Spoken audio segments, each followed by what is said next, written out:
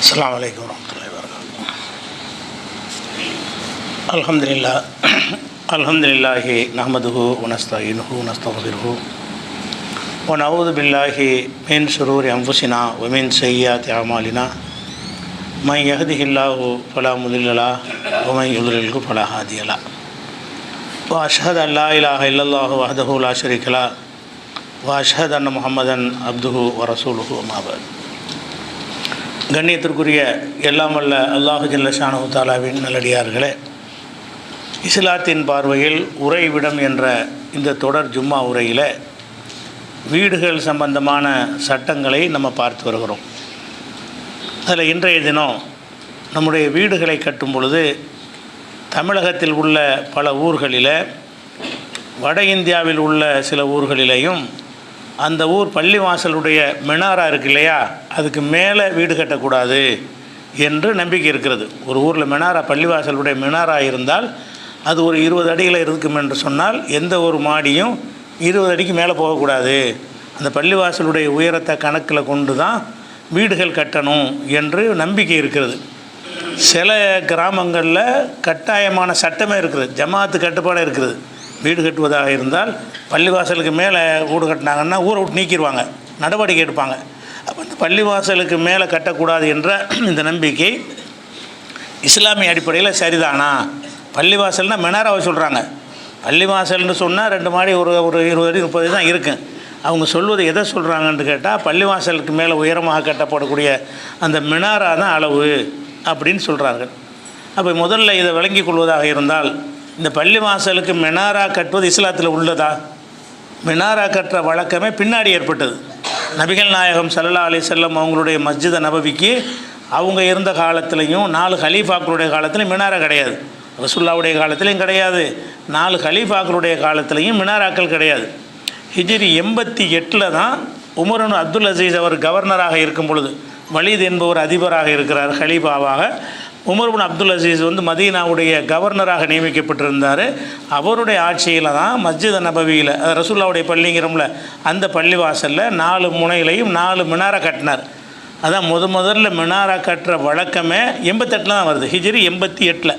அதாவது நபிகள் நாயகம் ஸல்லல்லாஹு அலைஹி வஸல்லம் மரணித்து ஒரு 78 ஆண்டுகளுக்கு பிறகு தான் இந்த மினாரா கட்டுற வழக்கமே வந்திருக்கிறது. அதை தொடர்ந்து பல ஊர்கள்லாம் என்ன செஞ்சாங்கன்னா, உமையாக்களுடைய ஆட்சியில் கட்டப்படுற பள்ளிவாசல்னால் ஒரு உயரமாக இருக்கட்டுமே என்று கட்டினார்கள். அது தடை செய்யப்பட்டது கிடையாது, ஒரு அடையாளத்துக்காக கட்டலாம். பள்ளிவாசல் எங்கே இருக்குது என்று தூரத்திலிருந்து அறிந்து கொள்வதற்காக வேண்டியும், பள்ளிவாசல் சொல்லப்படுற பாங்கு, அப்போ மைக்கெல்லாம் கிடையாதுல்ல, அந்த பாங்கு சத்தம் அதிகமான தொலைவுக்கு செல்வதாக இருந்தால் உயரமாக இருந்தால் தான் அது நல்லா இருக்கும் என்ற நோக்கத்தில் மினாரா கட்டினாங்க. அந்த நோக்கத்துக்கு மினாரா கட்டுவது தவறு கிடையாது என்றாலும், அது இஸ்லாத்தினுடைய அம்சமாக அது இல்லைங்கும்போது, அது ஒரு மனிதனுடைய கற்பனையில் தான் அந்த மினாரா உண்டாயிருக்குன்னு சொல்லும் பொழுது, அதுக்கு மேலே வீடு கட்டக்கூடாதுன்னு சொல்ல இவங்க யார்? மினாராவே நம்மளாக உண்டாகி கொண்டு ஒரு மினாரா உண்டாக்கி கொண்டு இதுக்கு மேலே கட்டக்கூடாதுன்னா எப்படி? மினாரா கட்டுறது முடிவெடுக்கிறது யார்? ஒரு மனுஷன் தானே. ஒரு மனுஷனோ ஒரு ஜமாத்து நிர்வாகமோ என்ன செய்வாங்க, நம்ம ஊரில் ஒரு 100 அடிக்கு மினாரா கட்டுவோன்னு முடிவெடுப்பாங்க. இவன் 100 அடிக்கு முடிவெடுத்த உடனே அனைவருக்கும் வீடு கட்டுறதுக்கு சட்டமாகுமா? ஒரு மனிதர்கள் எடுக்கக்கூடிய ஒரு முடிவின் அடிப்படையில் எல்லா மனிதர்களுடைய முடிவை மாற்ற நினைப்பது இஸ்லாத்துக்கு எதிரானது. அதனால் பள்ளிவாசல் மினாராவுக்கு மேலே வீடு கட்டினாலும் தப்பு கிடையாது. மினாராங்கிற ஒரு கணக்கே கிடையாது. மினாராவுக்கு மார்க்கிறதுக்கு சம்பந்தம் அனுமதிக்கலாம், தப்புன்னு சொல்ல முடியாது, அது அனுமதிக்கலாமே தவிர மினாரா தான் அந்த அளவுகோல். இன்னும் சொல்ல போனால், அல்லாஹ் ஒரு விஷயத்துக்கு ஒரு அளவுகோல் போட்டு தந்திருந்தான்னு வைங்க, அதை மீறக்கூடாதுன்னு சொன்னாலாச்சும் ஒரு லாஜிக் இருக்கிறது. அல்லாஹ் காபத்துல்லாவுக்கு மற்ற எதுக்காச்சும் மினாரா போட்டு தந்தானா? இத்தனை அடியில் இருக்கணும்னு உயரத்தை போட்டு தந்தானா? மனிதர்கள் தான் இதை முடிவு செய்கிறோம். பள்ளிவாசலுடைய உயரத்தை முடிவு செய்வதும் மனிதர்கள் தான் செய்கிறமே தவிர, அதனுடைய மினாராக்களை முடிவு செய்வதும் மனிதர்கள் தான் செய்கிறமே தவிர, அல்லாஹ் நமக்கு என்ன செய்யலை, ஒரு அளவு குறித்து தரவில்லை. இத்தனை அடி என்று அப்படியா ஹதீஸில் வந்திருக்குதா? வீடு கட்டுவதாக இருந்தால் ஒரு 40 அடிக்கு மேல் 50 அடிக்கு மேல் கட்டக்கூடாதுன்னு இருக்குதா? அதெல்லாம் சொல்லவே இல்லை. ஏன்னு கேட்டால் காலத்துக்கு தகுந்த மாதிரி அது மாற்றங்கள் வந்துக்கிட்டே இருக்கும். அந்த காலத்துடைய மெட்டீரியலை கொண்டு 40 மாடலாம் கட்ட முடியாது. அந்த காலத்தில் ரசூலுல்லாஹ் காலத்தில் பயன்படுத்துகிற அந்த களிமண்ணை கொண்டு அவ்வளோ உயரமாக கட்ட முடியாது. பிறகு காலப்போக்கில் அதுக்குரிய சாதனங்கள் கண்டுபிடிக்கப்பட்ட பிறகு அந்த அதிகமாக கட்டலான்னு வரும். அதனால் இஸ்லாம் அதில் தலையிடலை. மினாராவுடைய உயரமோ பள்ளிவாசலுடைய உயரமோ வீடுகளுடைய உயரமோ சொல்லவே இல்லை. அதனால் எந்த ஒரு மாதிரியான கட்டிடத்தை நீங்கள் உயரமாக வேண்டாலும் கட்டலாம். சில ஊர்களில் சில நாடுகளில் சில சட்டம் போட்டிருப்பாங்க. அது வந்து நாட்டு சட்டம் என்பதற்காக நம்ம மீற முடியாது. சில இடங்கள் என்ன செய்வாங்கன்னா, இந்த கலங்கரை விளக்கம் இருக்கும், அதை தாண்டி கட்டக்கூடாது என்று சட்டம் போட்டு வச்சுருப்பார்கள் சில பெரு நகரங்களில். அந்த ஊருடைய சட்டம் அதுவாக இருக்குமே, ஆனால் ஊர் சட்டம் என்பதற்காக நம்ம கட்டுப்படலாம். ஏன்னு கேட்டால் இப்போ கப்பலை திசை திருப்பி விட்டுரும், கலங்கரை விளக்கத்தை மறைச்சிரும் இப்படின்னு உலக நன்மையை கருதி சில காரணங்களுக்காக நம்ம தமிழ்நாட்டிலே சில நகரங்களில் என்ன இருக்குது, இத்தனை உயரத்துக்கு மேலே கட்டக்கூடாதுன்னு சட்டம் இருக்குது. அது அரசாங்க சட்டம், அது ஒரு காரணத்திற்காக சொல்லப்படுற சட்டம். அது மார்க்கத்துக்கு சம்பந்தம் இல்லை. நம்ம அரசாங்கத்துடைய கட்டுப்படணுமே என்ற ஒரு காரணத்திற்கு, இல்லாட்டி அனுமதிக்க மாட்டானே, இல்லாட்டி நீ அப்ரூவல் அவன் தரமாட்டானே அப்படிங்கிற வகையில் அது செஞ்சால் அதுக்கு அதில் குற்றம் கிடையாது. இது இஸ்லாத்தில் உள்ளது, இஸ்லாம் இப்படி தான் சொல்லுகிறது என்று செய்வார்களே ஆனால் அதுக்கு மார்க்கத்துக்கு சம்பந்தம் கிடையாது. மெனாராவுக்கும் மார்க்கத்துக்கு சம்பந்தம் கிடையாது. மெனாரா உயரத்தை வைத்து பள்ளி வீடுகள் கட்டுவதற்கு சம்பந்தம் கிடையாது. இது அறிந்து கொள்ள வேண்டிய ஒரு முக்கியமான விஷயம். அடுத்ததாக இந்த வீடு சம்பந்தமாக அறிந்து கொள்கிற விஷயத்தில், இந்த வீடு என்பது நம்முடைய வெயில் மழையிலிருந்து நம்மளை காப்பதற்காக வேண்டியும், நம்முடைய சொத்துக்கள் திருட்டு போகாமல் பாதுகாப்பதற்கு தான் அந்த வீடுகளை நம்ம கட்டி கொள்கிறோம். அதையெல்லாம் விட வீடுடைய முக்கியமான ஒரு விஷயம் என்னென்னு கேட்டால், அவங்களுடைய ப்ரைவசி தான் முக்கியம். நம்ம வீடு கட்டுறதுடைய இஸ்லாமிய அடிப்படையில் வீடு கட்டுறதுனுடைய முதன்மை நோக்கம் என்னென்னு கேட்டால், ஒவ்வொரு மனிதனுக்கும் அவனுக்கு ப்ரைவசின்னு ஒன்று இருக்குது. அந்த ப்ரைவசியை காத்துக்கொள்வதாக இருந்தால் ஒரு வீடுங்கிற ஒரு அமைப்பு வேணும். அவனுக்குன்னு தனிமைன்னு சிலது இருக்கா இல்லையா? அவன் தனிமையாக இருக்கிற நேரத்தில் அந்த தனிமையை மற்றவர்கள் பார்த்து விடக்கூடாது. வீட்டில் இருக்கும்போது சட்டையை கட்டியிருப்பான், பல மாதிரி இருப்பான். பெண்களாக இருந்தால் உபரியான ஆடைகள் இல்லாமல் இருப்பார்கள், அல்லது கணவன் மனைவி நெருக்கமாக இருப்பார்கள், பல விதமாக இருப்பார்கள்.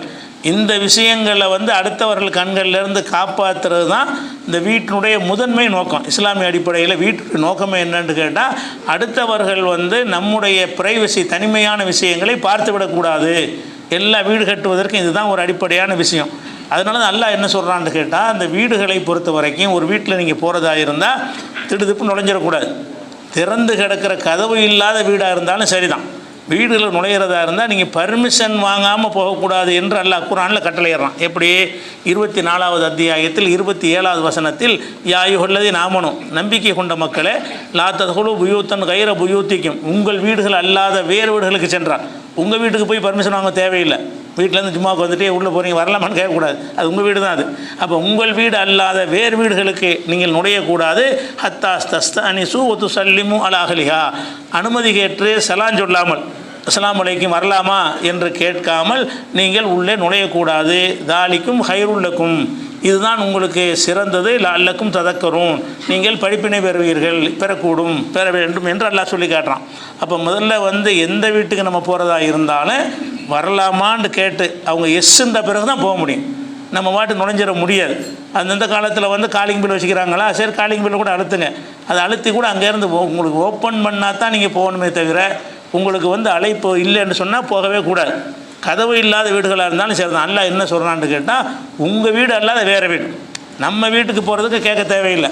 நம்மளாக போய்க்கலாம். நம்ம மனைவி மக்கள் இருப்பாங்க, வெளியே வருவாங்க போவாங்க, அதுக்கு பர்மிஷன் கேட்க தேவையில்லை. சலான் சொல்லுதல் இருக்கிறது. பர்மிஷன் கேட்குறதுக்கு அல்லாஹ் என்ன சட்டம் போடுறான்னு கேட்டால், லா தத்குலூ புயூத்தன் கைர புயூத்திக்கும், உங்கள் வீடுகள் அல்லாத வேறு வீடுக்கு நீங்கள் செல்வதாக இருந்தால் அனுமதி பெற்று செல்லுங்கள். இது ஒரு விஷயம். அதுக்கப்புறம் அடுத்த தொடர்ச்சியாக அல்லாஹ் சொல்கிறான், ஃபைல்லம் தஜிது ஃபீஹா அஹதன், அங்கே நீங்கள் யாரையும் காணாவிட்டால், ஒரு வீட்டுக்கு போகிறீங்க, சலாம் அலைக்கும் வரலாமான்னு கேட்குறீங்க, பதிலே வரமாட்டேங்குது. ஒருத்தருமே இல்லை, பூட்டி கிடக்கிற வீடாக இருக்கலாம். அந்த காலத்தில் பூட்டு போடாமல் கூட சும்மா சாத்தி வச்சுட்டு வெளியே போயிருப்பாங்க. நீங்கள் வரலாமான்னு கேட்குறீங்க, ரிப்பில் வரல. அப்போ ஃபலா ததுகுலுஹா ஹத்தா யுதன் லக்கும், நீங்கள் அனுமதி இல்லாமல், யாரும் இல்லையே நம்ம போயிடலாம்னு போயிடக்கூடாது. நீங்கள் அனுமதி இல்லாமல் நுழைந்து விடவே சொல்லாதீர்கள். ஒயின் கீழலுக்கு முறிஜிவு ஃபர்ஜிவு, இல்லை நீங்கள் போயிருங்க, இப்போ நான் பார்க்க விரும்பலைன்னு சொன்னால் திரும்பிடணும். ஒயின் கீழலக்கும், உங்களுக்கு சொல்லப்படுமையானால் இர்ஜிவு, திரும்பி செல்லுங்கள்னா, இல்லை கொஞ்சம் பிஸியாக இருக்கிறேன், கொஞ்சம் வேலையாக இருக்கிறேன் அப்படின்னு சொல்லிட்டாங்கன்னு சொன்னால் அதெல்லாம் முடியாது. நம்ம வீடு தேடி வந்தேன், அது எப்படி இல்லைன்னு சொல்கிறேன்னு கேட்கக்கூடாது. ஏன்னா அவருடைய நிலை பல விதங்களில் அவங்க இருப்பாங்க. அது மாதிரி அறகுறையாக சேவ் பண்ணிகிட்டு இருப்பார், பாதி சேவ் பண்ணிகிட்டு இருப்பார். அந்த கோலத்தில் உங்களை பார்க்க விரும்ப மாட்டார். விரும்பாமல் இருக்கிறதுக்கு பல விஷயங்கள் இருக்கலாம். அதை என்ன செய்யக்கூடாது, நம்ம தப்பாகவும் எடுத்துக்கொள்ளக்கூடாது. சொல்லிட்டார நினைக்கக்கூடாது. அப்படி எல்லாம் சொல்கிறான்ல, இன் கையிலக்கும் இர்ஜிவு, நீங்கள் சென்று விடுங்கள் என்று சொன்னால், இப்போ எனக்கு பார்க்குற ஒரு நிலைமை இல்லை என்று சொல்லப்படுமையானால் ஃபர்ஜுவு, நீங்கள் திரும்பி விடுங்கள். ஹூ அஸ்காலக்கும், அதுதான் உங்களுக்கு பரிசுத்தமானது. எந்த வீட்டுக்கு போனாலும் வாங்கன்னு சொன்னால் தான் வரணுமே தவிர பதிலே வராட்டாலும் போகக்கூடாது. அல்லது எடுப்பில் நினைச்சிட்டாங்க, இல்லை இப்போ இல்லைங்க வேலையாக இருக்கேன், ஏதாவது ஒன்று சொல்லுவாங்கள்ல, வேலையாக இருக்கார், ஏதோ ஒரு பதில், அந்த பதில் உங்களை தவிர்ப்பதற்குரிய பதிலாக இருக்கும். வெளியே போயிட்டார், கடைக்கு போயிட்டாருன்னு அவங்க ஒய்ஃபு கூட சொல்லுவாங்க.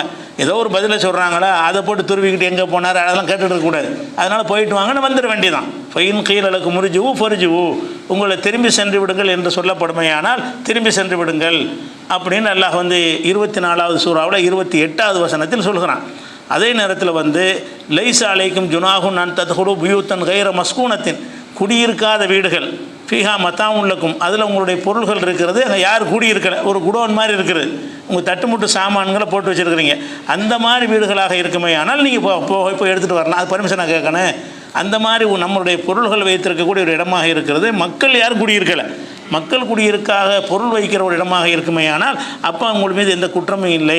வல்லாஹு யஅலமு மா துப்தூன வ மா தக்துமூன், நீங்கள் வெளிப்படுத்துவதையும் மறைக்கக்கூடியதையும் அல்லாஹ் அறியவனாக இருக்கிறான் என்று சொல்லி 24, 29 வசனத்தில் அல்லாஹ் என்ன சொல்கிறான், இந்த பர்மிஷன் இல்லாமல் போகக்கூடாது. குர்ஆனோட ஒரு கட்டளை ஆக்குறான் பாருங்கள். வீட்டுக்குள்ளே யாரும் கடைப்பிடிக்க மாட்டோங்கன்னு சர்வசாதாரணமாக என்ன செய்கிறோம், யார் வீட்டில் நுழைஞ்சிடறோம். அல்லாஹ் இது முக்கியமான ஒரு கட்டளையாக நமக்கு சொல்லி காட்டுகிறான். அதே மாதிரி இந்த அனுமதி வாங்காமல் போவதற்கென்று சிலருக்கு சலுகை இருக்குது. யாருக்கு சலுகை இருக்குதுன்னு கேட்டால், பருவம் அடையாத சிறுவர்கள், சின்ன பிள்ளைகள் என்ன செலுத்துன்னு வந்துடலாம், யார் விட அது ஒன்றும் பிரச்சனை கிடையாது. அப்போ எதுக்காக இது சொல்லப்படுது, மான மரியாதை முக்கியம். சிறுவர்கள் இதை புரிந்து கொள்ள மாட்டார்கள். நம்ம எந்த மாதிரி கோலத்தில் இருக்கார், வினயம் சட்டை போடாமல் இருக்கார், வினயம் பனியனோடு இருக்கிறாருன்னு அதெல்லாம் விளங்காது. அந்த மாதிரி சின்ன பிள்ளைகளாக இருந்தார்களே ஆனால் அப்போ என்ன செய்யலான்னு கேட்டால், அப்போ பர்மிஷன் இல்லாமல் கூட போகலான்னு நல்லா சொல்கிறான். அவங்க கூட 3 டைமில் பர்மிஷன் கேட்டு போகணும். சின்ன பிள்ளைகளாக சிறுவர்களாக இருந்தாலும், சிறுவர்கள்னால் விவரம் தெரிந்த சிறுவர்கள், கைக்குள்ள அந்த மாதிரி சிறுவர்கள் சொல்வதை புரிந்து கொள்ளக்கூடிய சிறுவர்களாக இருந்தார்களே ஆனால் அவர்கள் பர்மிஷன் இல்லாமல் போய் கொள்ளலாம். ஆனாலும் அவங்க 3 சந்தர்ப்பங்களில் அவங்க பர்மிஷன் வாங்கணும். அது என்ன அல்லாஹ் சொல்கிறான்னு கேட்டால், யாயுல்லதீன ஆமனு, நம்பிக்கை கொண்ட மக்களை 24வது சூறாவில் 58வது வசனத்தில் இருக்கிறது. யாயுல்லதீன ஆமனு, நம்பிக்கை கொண்ட மக்களில் எஸ்தாதீனுக்கும் உள்ளதீன மலக்கத் ஐமானுக்கும், உங்களுடைய அடிமைகள் உங்கள்கிட்ட அனுமதி பெற்று உள்ளே வர வேண்டும். அனுமதி பெற்று தான் வர வேண்டும். யார்? அடிமைகள். இப்போ அடிமைகள் பொதுவாக அனுமதி பெற தேவையில்லை. அடிமையாக அந்த காலத்தில் வச்சுருந்தாங்கல்ல, வேலைக்காக வச்சுருப்பாங்க, எப்போ வேணாலும் வரலாம், வீட்டில் ஒரு ஆள் மாதிரியே வரலாம் போனான்னு இருந்தது. அவர்கள் கூட 3 சந்தர்ப்பங்கள் அனுமதி வாங்கணுங்கிறான்லாம். ஒன்று அடிமைகள், 2வது வல்லதீன லம் யப்லுகுல் ஹுல்ம, பருவ வயசை அடையாதவர்கள், பருவம் அடையாத 15 வயசுக்கு கீழே உள்ளவர்கள், அந்த மாதிரி உள்ளவர்களாக இருப்பார்களே ஆனால் இவர்கள் சலாத மர்ராத்தின் 3 சந்தர்ப்பங்களில் அனுமதி பெற்று வர வேண்டும். வேறு சந்தர்ப்பங்கள் அனுமதி வாங்க தேவையில்லை.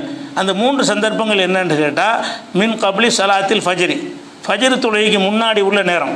ஃபஜ்ர் தொழுகைக்கு முன்னாடி உள்ள நேரம் கணவன் மனைவி தனித்திருப்பார்கள், பல மாதிரி இதில் இருப்பார்கள், ஆடைகள் கலைந்த நிலையில் இருப்பார்கள், தலை கலைந்து போயிருக்கும், ஒரு தோற்றத்தில் உங்கள்கிட்ட ஒரு அழகு இல்லாமல் மூஞ்செல்லாம் கழுகாத நிலையில் இப்படி பல மாதிரி இருப்பார்கள். அப்படிங்கிறதுனால இந்த டைமில் சின்ன ஆட்கள் என்ன செய்யணும், சின்ன ஆளுன்னு விவரம் தெரிஞ்ச சின்ன ஆட்கள், பருவம் அடையாதவங்க ஆனால் விவரம் தெரிந்த சிறுவர்களாக இருந்தால் உள்ளே வரலாமான்னு கேட்கணும். சிறுவர்களாக இருந்தாலும் கேட்கணும். இந்த 3 சந்தர்ப்பங்களில் அதில் ஒரு சந்தர்ப்பம் என்னென்னு கேட்டால், மின் கப்லி சலாத்தில் ஃபஜ்ர் தொழுகைக்கு முன்னாடி, சுபு தொழுகைக்கு முன்னாடி உள்ள நேரம். சுபுக்கு அப்போ தான் எந்திரிப்பாங்க, எப்பொழுது தலையிட்டு முடிஞ்சலாம் கழுவின பிறகு ஃப்ரெஷ்ஷான பிறகு தான் யாரையும் பார்க்க விரும்புவாங்க. அந்த மாதிரி கோலத்தில் தம்மை யாரும் பார்த்துடக்கூடாதுன்னு நினைக்குவாங்க. அது மாதிரி கணவன் மனைவியாக இருந்தார்கள்னா அவங்க இப்போ ஆடைகள்லாம் குறைந்த ஆடைகளோடு இருப்பார்கள், அப்படி சேர்ந்திருப்பார்கள். அப்போ திடீர்னு உள்ள போய் நுழைஞ்சிடக்கூடாது. அதனால் சிறுவர்களாக இருந்தாலும் என்ன செய்யணும், இந்த நேரங்களில் நம்ம அனுமதி பெற்று தான் போகணும்.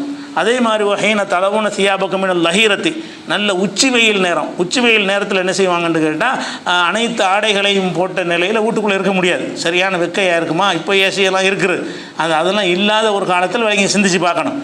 மண்டையை கொளுத்தக்கூடிய வெயில் வீட்டுக்குள்ளே வரைக்கும் வரும். அப்போ என்ன செய்வாங்கன்னா, எக்ஸ்ட்ரா உள்ள ஆடைகள்லாம் களைஞ்சிருவாங்க. லைட்டான ஒரு ஆடையை போட்டுக்கொண்டு, அதிகமான ஆடைகள் இருந்து அதிகமாக வேர்வையாக இருக்கும் இல்லையா, அதற்காக என்ன செய்வாங்கன்னா, அந்த ஆடைகளை, மேலாடைகளை எல்லாம், கூடுதலான ஆடைகளை எல்லாம் களைந்த நிலையில் இருப்பார்கள். குறிப்பாக பெண்கள் எப்படி இருப்பார்கள், ஆண்கள் கூட ஒரு டவுசரை போட்டு கூட இருப்பான் வீட்டுக்குள்ளே, வெயில் நேரம்னு சொல்லி. அந்த நேரத்தில் அவனுக்கு உள்ளது ஓகே ஆயிரும். நீங்கள் இப்படி பார்க்குறது விரும்ப மாட்டான். அவன் அப்படி இருந்து வீட்டுக்குள்ளே இருந்து கொள்வானே தவிர, மார்க்கத்தில் அனுமதிக்கப்பட்டிருக்கே தவிர, அடுத்தவர்கள் அந்த கோலத்தில் தன்னை பார்ப்பதை ஒருத்தன் விரும்ப மாட்டான். அப்படி இருக்குமே ஆனால் அந்த மாதிரி நேரத்தில் அதான் இல்லை சொல்கிறோம், ஹீன தலவுன தியாபக்கம் என லஹீரத்துனா லுகர் நேரத்தில், நண்பகல் நேரத்தில் உங்களுடைய உபரி ஆடைகளை நீங்கள் களைந்திருக்கும் நேரமாக இருந்தால் அந்த நேரத்திலையும் சிறுவர்களும் அனுமதி பெற்று வரணும். எல்லாரும் அனுமதி பெற்று வரணும், எல்லா நேரத்துலையும் பெறணும். மற்றவங்க சிறுவர்களுக்கு ஒரு சலுகை இருக்குது, இந்த 3 டயத்தை தான் மற்ற நேரத்தில் சும்மா வந்துடலாம் சின்னவங்களாக இருந்தாங்கன்னா. ஒன்று சுபுவுக்கு முன்னாடி உள்ள நேரம், இன்னொன்று வந்து நண்பகல் நேரம். அதே மாதிரி மிம்பாதி சலாத்தில் இஷா தொழுகைக்கு பின்னாடி படுக்கைக்கு போயிடுவாங்க. அந்த நேரத்தில் சின்ன பிள்ளைன்னு சொல்லி உள்ள வீட்டில் வந்தாங்கன்னா அது பல மாதிரி கணவன் மனைவியாக ஒன்றா படுத்திருப்பாங்க, பல மாதிரி இருப்பாங்கல்ல, அது அந்த சிறுவர்கள் பார்த்துடக்கூடாது. அப்படி இல்லை, அந்த பிரைவசிக்கு தான் அந்த வீட்டு முக்கியமாக நல்ல இதை பார்க்குறான். ஒரு மனிதனுடைய அந்த பிரைவசியை காப்பாற்றுறதுக்கு தான் இந்த பர்மிஷன் வாங்குகிற சட்டமே தரப்பட்டிருக்கிறது. மிம்பாதி சலாத்தில் இஷா தொழுகை பிறகு ஃபஜர் தொழுகைக்கு முன்னாடி நண்பகலில் உபரி ஆடைகளை களைந்திருக்கும் நேரம். இந்த 3 நேரங்களில் வந்து அடிமைகள் தான் பெயில் அதை விட்டுருவோம், சிறுவர்களும் அனுமதி பெற்றுத்தான் வர வேண்டும். இந்த சிறுவர்கள் வந்து இந்த 3 நேரம் அல்லாத மற்ற நேரத்தில் பர்மிஷன் வாங்க தேவையில்லை. சிறுவர்கள் வந்து நம்ம பெரிய ஆள்களுக்கு இந்த சட்டம் இருக்குல்ல, அனுமதி பெற்று போகணுங்கிறது, அது வந்து எது கிடையாது, சின்ன பசங்களுக்கு கிடையாது.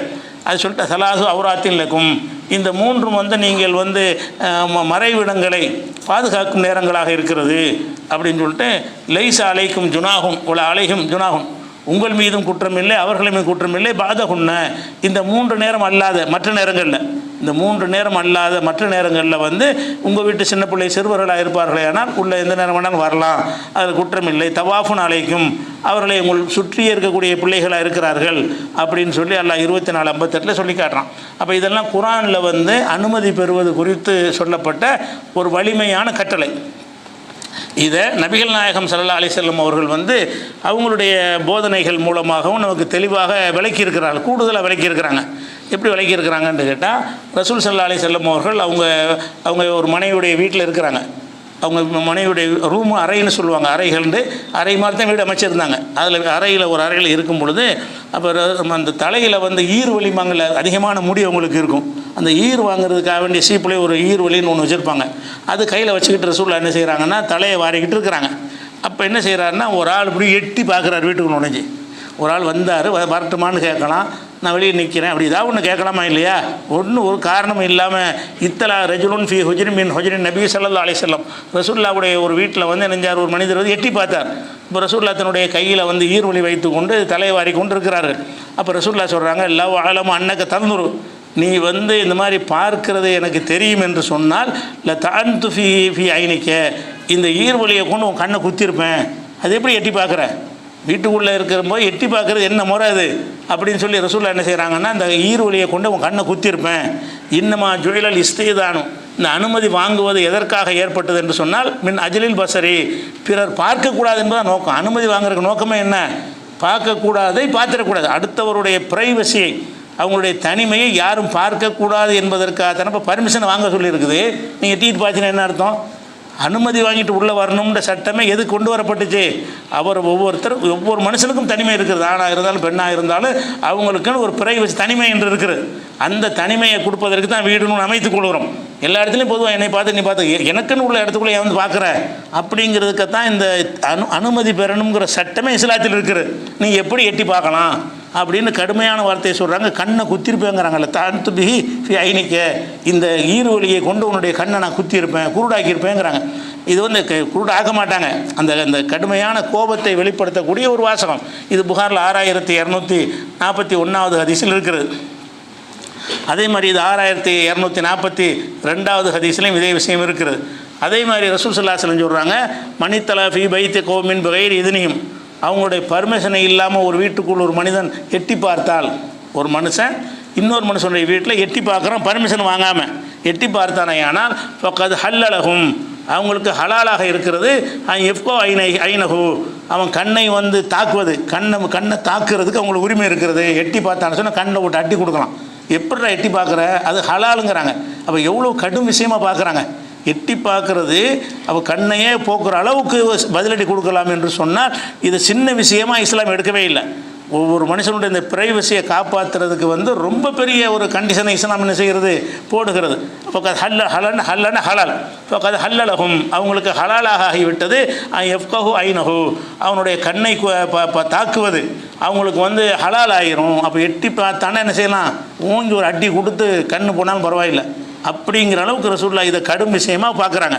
அதே மாதிரி ரசூல் ஸல்லல்லாஹு அலைஹி வஸல்லம் சொல்கிறாங்க, லவ் அன்ன ரஜுலன் இத்தலா அலைக்கி பிகைரி இத்னின், அனுமதி இல்லாமல் யாராவது உன்னுடைய வீட்டில் எட்டி பார்ப்பானேயானால் ஃபஹதப்தஹு பி ஹசாத்தின், சின்ன கல்லை கொண்டு நீ சுண்டி விடுகிறாய். அவன் எட்டி பார்த்தோன்னா கண்ணை பார்த்து சுண்டி விடுற. இப்போ ஃபகத் ஐனஹு, அது அவனுடைய கண்ணை தாக்கி விட்டது என்று சொன்னால் மாக்கான அலைக்க மின் ஜுனாகின், உன் மீது எந்த குற்றமும் கிடையாது. நீ வந்து பார்க்குறான் என்பதற்காக வேண்டி ஒரு கல்லை சுண்டி விட்ற, அதுவே அவனுடைய கண்ணை தாக்கிருச்சு, அதனால் ஏதாவது உனக்கு குற்றம் வருமானு கேட்டால் அவனுக்கு குற்றம் வராது. ஏன்னு கேட்டால் அவன் செஞ்ச வேலைக்கு நீ பதிலடி தான் கொடுத்துருக்குற. அப்போ இந்த பார்க்குறதுங்கிறத வந்து பார்க்கத்தானே செய்யணும்னு நினைக்கிறாங்க. எவ்வளோ பெரிய விஷயமாக இஸ்லாம் பார்க்குன்னு பாருங்க. ஒரு மனிதனுடைய உரிமையை, ஒரு மனிதனுடைய அந்த தனிமையை வந்து எவ்வளோ பாதுகாக்க விரும்புதுன்னு சொன்னால் இந்த எட்டி பார்க்குற தன்மை நிறைய பேர்கிட்ட இருக்குது. ஸோ ரூம் அடைச்சி பேசிகிட்டு இருக்கான்னு காதை கொண்டே கதை போட்டு வைப்பான். என்ன பேசுகிறாங்க, எதுக்கு அடைச்சிட்டு பேசிகிட்டு இருக்கிறாங்க, யாரும் கேட்கக்கூடாதுன்னு பேசிகிட்டு இருக்கிறாங்க. 2 பேர் தனியாக ஒரு சின்ன விஷயம் தனியாக பேசுன்னு சொல்லுவார் ஒருத்தர். அவர் தனியாக கொண்டே பேசிகிட்டு இருப்பார். இல்லை வெளியே இருக்குன்னு மனசு கேட்காது. என்ன பேசுகிறாங்கன்னு அறிஞ்சிக்கிறணுமேனு எட்டி பார்ப்பான். இல்லாட்டி கதவை கொண்டே காதில் வைப்பான். ஏதாவது 1-2 வார்த்தை கிடக்கா நம்ம கிணத்துக்கு போயிட்டு இருக்க வேண்டியதானே. இதை துருவ வேண்டி உங்களுக்கு அவசியம் என்ன இருக்குது? 2 பேர் தனியாக பேசினாருங்கன்னா அவங்களுடைய உரிமை. உன்னை தவிர்க்கிறாங்க, இல்லை நீ வேணாம் நினச்சோன்னா தனியாக பேசுகிறாங்க, 3 பேர் இருக்கிறீங்க தனியாக போய் ஒரு விஷயத்தை பேசுகிறாங்கன்னா அது அறிந்து கொள்ள நீங்கள் நினைக்கிறீங்க, ஆசைப்படுறீங்க. அதில் நமக்கு என்ன நன்மை இருக்கிறது? அவங்க மறைக்க, ஒரு மனிதன் அவனுக்கு உரிய விஷயத்தை அவன் மறைக்கிறதுக்கு அனுமதி இருக்கிறது. அந்த ஒரு விஷயத்தை நம்ம பார்க்குறோம். இது முஸ்லீமில் இருக்குது. அதே மாதிரி வந்து அந்த அனுமதி கேட்கும்போது எப்படி கேட்கணுங்கிற ஒரு முறையும் இருக்குது.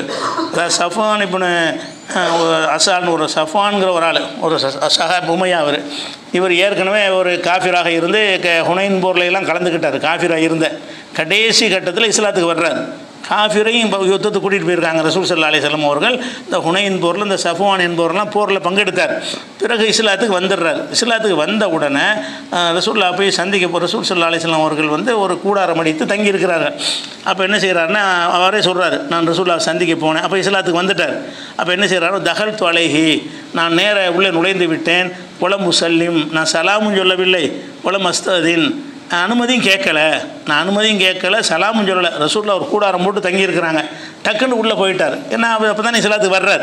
ஜாகிலியா காலத்து பழக்கத்தை தான் அவருக்கு தெரியும், இஸ்லாமிய பண்பாடுகள்லாம் அவருக்கு அறியலை. அப்போ என்ன செய்கிறாருன்னா திடீர்னு உள்ளே நுழைஞ்சிட்டார். ஒலம் முசல்லிம், நான் சலாமும் சொல்லவில்லை. ஒலம் அஸ்ததீன், நான் வந்து பர்மிஷனும் அனுமதியும் வாங்கவில்லை அப்படின்னு சொல்கிறாரு. அப்படி சொன்னோன்னே கால நபி ஸல்லல்லாஹு அலைஹி வஸல்லம், நபி ஸல்லல்லாஹு அலைஹி வஸல்லம் சொன்னாங்க, இர்ஜி, முதல்ல வெளியே போ, அனுமதிக்க உள்ளே வந்துட்டீங்களா, வெளியே போயிட்டு ஃபொக்குல், அங்கேருந்தே சொல்லு அஸ்ஸலாமு அலைக்கும் அதுகுலு, அஸ்ஸலாமு அலைக்கும் வரலாமான்னு கேளு. உள்ளே வந்தாலும் வெளியே அனுப்பிவிட்டு கேட்டு வர சொல்கிறாங்க. வந்து அனுமதிக்க விரும்புகிறாங்க. இருந்தாலும் முறையாக தான் செய்யணும். நீ தப்பாக வந்ததுனால வெளியே போயிடும். நீ வெளியேறி விட்டு இருஜன்னா வெளியேறி விட்டு ஃபொக்குல் அஸ்ஸலாமு அலைக்கும் அதுகுலு, அஸ்ஸலாமு அலைக்கும் வரலாமா, அதுகுலுன்னா வரலாமான்னு அர்த்தம். அஸ்ஸலாமு அலைக்கும் வரலாமா என்று கேட்டுட்டு உள்ளவா அப்படிங்கிறாங்க. அதே மாதிரி ஒரு சொன்ன பிறகு ரசூல் அனுமதி கொடுத்தாங்கன்னு வருது. அப்போ அனுமதி இல்லாமல் ஒருத்தர் வந்தாலும் இது கற்றுக் கொடுக்கணும்ல. அனுமதியில் ஒருத்தர் வந்துட்டாருன்னு சொன்னால் நீங்கள் வந்த முறை சரியில்லை, நீங்கள் வந்தது நான் அனுமதிக்கிறேன், ஆனால் நீங்கள் வெளியே போயிட்டு முறையாக கேட்டுருவாங்கன்னு சொல்லணும். அப்படி 4 பேருக்கு சொன்னோம்னா அதுவே பழக்கத்துக்கு வந்துடும்.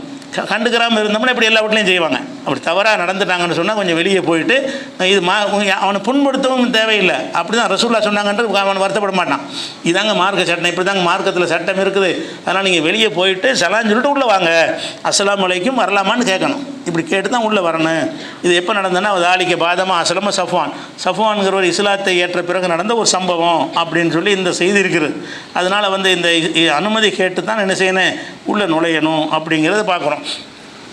அதே மாதிரி என்ன செய்கிறாங்கன்னா ரசூல் ஸல்லல்லாஹு அலைஹி வஸல்லம் அவர்கள் இருக்கும் பொழுது ஒரு ஆள் என்ன செய்கிறாருன்னு கேட்டால், வீட்டில் இருக்கிறாங்க. என்ன செய்கிறாருன்னா அழிச்சு உள்ளே வரலாமான்னு கேட்குறாரு. வெளியே இருந்துக்கிட்டேன் உள்ளே வரலாமான்னு கேட்குறாரு. எதை சலான்னு சொல்லலை. வாசல்லேருந்து ஒரு ஆள் என்ன செய்கிறார், வரலாமா அப்படின்னு கேட்குறாரு. பர்மிஷன் மட்டும் கேட்குறாரு. அப்போ கால நபி ஸல்லல்லாஹு அலைஹி வஸல்லம் ரசூலுல்லாஹ் சொன்னாங்களே ஹாதிமி, அவங்களுடைய ஊழியர்னா அனஸ் இந்த மாதிரி யாராவது இருப்பாங்கள்ல, அவர்கிட்ட சொல்லுகிறார்கள், உஹ்ருஜி இலாஹாதா, அந்த ஆள் கிட்ட போய் ஃபல்லிமுல் இஸ்திதான், எப்படி அனுமதி கேட்கணும்னு சொல்லி கொடுத்துட்டு வா. வெளியே இருந்துட்டு வரலாமான்னு கேட்குறாரு. அவருக்கு எப்படி கேட்கணும்னு தெரியலை. அதனால் நீ போய் அவருக்கு எப்படி பர்மிஷன் கேட்கணும் என்பதை சொல்லி கொடுத்துட்டு வான்னு அவர் அனுப்புகிறாங்க. அவர் போய் என்ன செஞ்சார், அவருக்கு பாடம் நடத்துகிறார். நீ உள்ளே போகிறதா இருந்தால் அஸ்ஸலாமு அலைக்கும் அதுகுலுன்னு கேளு, சும்மா வரலாமான்னு கேட்கக்கூடாது. சலாத்தை ஏன் விட்டுட்ட, அஸ்ஸலாமு அலைக்கும் அதுகுலு அப்படின்னு சொல்லிவிட்டு நீ என்ன செய்யணும், கேட்டு தான் வரணும்னு சொல்லி இந்த ஊழியர் போய் அவருக்கு கிளாஸ் நடத்துகிறார். இதை கேட்டோம். அவர் செஞ்சார்னா திரும்பி அஸ்ஸலாமு அலைக்கும் அதுக்குள்ளே ரெண்டாவது திருத்தி கேட்குறாரு. அப்போ ரசூலுல்லாஹ் வந்து உள்ளே வா அப்படின்னு கூப்பிட்றாங்க. அப்போ உள்ளவர் அனுமதிக்க விரும்பினால் கூட அதுக்குன்னு ஒரு ப்ரொசீஜர் இஸ்லாத்தில் இருக்குது. சும்மா விரும்பினா அனுமதிக்கிறதுன்னு நினச்சி போயிடக்கூடாது. அவர் அனுமதிக்கத்தக்க ஒரு ஆளாக இருந்தாலும் அந்த கேட்குற முறையில் கேட்டுட்டு தான் உள்ளே வரணும் அப்படிங்கிறது இருக்குது. இப்போ அனுமதி கேட்பதற்கு உரிய முக்கியமான விஷயம் என்னென்னு கேட்டால் சலாம் சொல்ல வேண்டும், அது வரலாமான்னு கேட்க வேண்டும், ரெண்டும் சேர்த்து கேட்கணும். அஸ்ஸலாமு அலைக்கும் அதுக்குள்ளுன்னு கேட்க வேண்டும். அனுமதி கேட்கும்போது மறுத்துட்டாங்கன்னா திரும்பிடணும். வழங்குதா? இப்போ காலிங் பில் அடிச்சுட்டே இருக்கிறீங்க, நாங்கள் வேலையாக இருக்கேன்னா என்ன செய்யக்கூடாது, அடித்து பல்லு ஒட்டையரூவா அடிப்பாங்க. முதல்ல அவன் விரும்பலையில் விட்டுற வேண்டிய வந்துட வேண்டியதானே. காலிங் பில் அடுத்து உங்களுக்கு ஒன்றுமே தெரியாது. உள்ளே இருக்கிறவனுக்கு அதனுடைய வேதனை தெரியும், மண்டை வெட்டிக்கும். பில் அடிச்சுக்கிட்டே இருந்துச்சுன்னு சொன்னான், இவனுக்கு ஒரு அமுக்கு ஒரு வேலை முடிஞ்சிருச்சு. உள்ள அனுபவிக்கிறவனுக்கு காது என்ன செய்யும், பெரிய பஞ்சாயத்தை போயிடும். அப்போ நீங்கள் என்ன செய்யணும், 3 தடவை அமுக்க வேண்டியதான், ஒரு காமிக்கிறணும். காலிங் பில்லு ஒரு அது கிட்ட நெருங்கிட்டாங்கன்னு சொன்னால் அஸ்ஸலாமு அலைக்கும் அப்படின்னு சொல்லலாம்.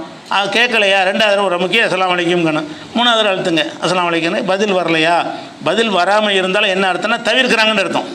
என்ன அர்த்தம், நேரடியாக சொல்ல தயக்கப்பட்டுக்கிட்டு பேசாமல் இருக்கிறாங்கன்னு விளங்கிக்கிறணும். சரி, அவங்க நம்மளை சந்திக்க விரும்பலைன்னு பேசாமல் திரும்பிடணும்.